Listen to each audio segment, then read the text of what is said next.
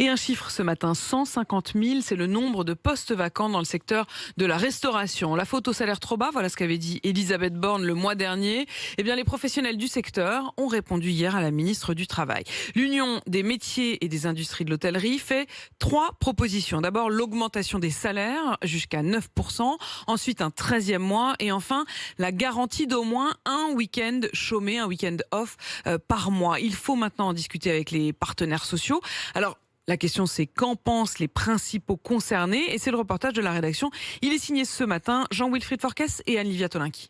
Toutes ces mesures, elles donnent le sourire au serveur Valentin qui s'active derrière le comptoir doré du bar. C'est très intéressant, un 13e mois, un peu plus de reconnaissance financière.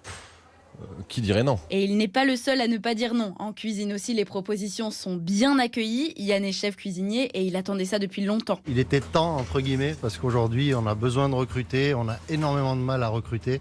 Il faut vraiment pouvoir motiver les gens et les faire tenir le coup, parce que c'est un métier qui n'est pas facile quand même. Mieux payé pour enfin réussir à recruter, Marine Gilles comprend très bien l'idée. Mais pour cette membre de la direction du restaurant, les patrons vont avoir du mal à suivre financièrement. Pour attirer du monde, bien sûr, c'est d'excellentes propositions. On adhère à tout pour attirer, mais ça va être les charges à payer qui vont peut-être coincer et on espère avoir peut-être de l'aide pour que ça soit réalisable. Chez les syndicats, en revanche, ces propositions sont encore trop timides. Arnaud Chemin est secrétaire fédéral de la CGT Hôtel Café Restaurant.